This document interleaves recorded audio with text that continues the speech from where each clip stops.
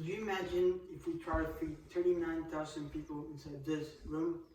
Logically, that would be absolutely impossible.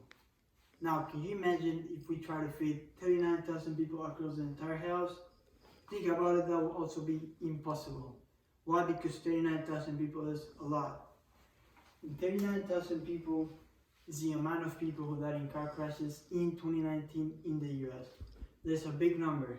Today I'm going to talk about things that need to be avoided and changed to prevent this number from happening again, and laws that need to be enforced and modified so that driving is a safer practice. So first, we're going to talk about speeding, which is very common. It happens every day. A lot of people speed. Why? Because they know chances are you're going to get away without a ticket. So what can we do? We can add more speedometers or have more cops on duty so people stop speeding. Because if you're going 5 over the limit, you're still speeding. If you're going 5 or more, you're disrespecting laws. So how can we change things? Well, we can talk to representatives or gather signatures to make them hear us, to maybe modify speed limits and enforce them. So something you can do yourself is stop speeding yourself. This will help you avoid tickets and make driving a safer place for everyone on the road. So now we're going to talk about the number one cause of car crashes, which is something also very common, which is texting and driving. So the main risk is obviously you get distracted. So I have experienced it myself. When I first started driving, I'll look at my phone for 3 seconds, and in those 3 seconds, I'll completely lose the sense of the situation. So, as I said, they are the number one cause of car crashes. They increase your chances, texting and driving, of having a car crash by 400%, and they take 9% of worldwide car crashes fault.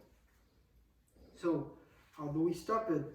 Well, by giving more expensive fees and tickets to people who text and drive. This will make drivers more aware of the situation when they're driving. Also, I propose more advertisement and ads. Maybe we should all have seen an ad which says, "Do not text and drive." But we know they are extremely rare and hard to see. I propose that we put a sign or an advertisement or maybe a picture next to a stop sign that says, "Do not text and drive," or something that will help drivers leave their phones to a side. Also, I want to help to promote everyone to download this app called Safe to Save. Just an app that I have been using for over a year, which it only rewards you, it doesn't punish you. And it helps you avoid using your phone while driving, and it gives you rewards and discounts on restaurants and a lot of stuff. It has helped me stop using my phone while driving. So now we're going to talk about something worse than texting and driving, which is drinking and driving. So first we're going to talk about the legal limit. I do not think someone should be allowed to drink 5 or more beers and drive back home. I think that's too much. So the BAC at 0.08 is too high. I think we should lower it to 0.05. And that will help obviously decrease car crashes by a lot and will make laws stricter. So all other things we can do is help each other out. If you see a friend at a party that's drunk and wants to drive back home, you should stop him and be a good friend. Or carpool with your friends back if they're drunk. Also, a $10 Uber can help you save your life and others from having a crash while you're drunk. So let's talk about the accidents. So 30 people in the US every day die to drunk drivers.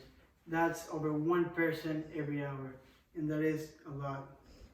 So there are harsh punishments, but only if you kill someone while drinking and driving. So why should the harsh punishment only be if you kill someone? I think there should also be a harsh punishment for people who drink and drive. So solutions, we can have more cops at night checking on everyone, or maybe cops outside of a nightclub checking for drivers to be good to drive back home. So as we went over, things such as speeding, texting and driving, and drinking and driving put everyone's risk at life.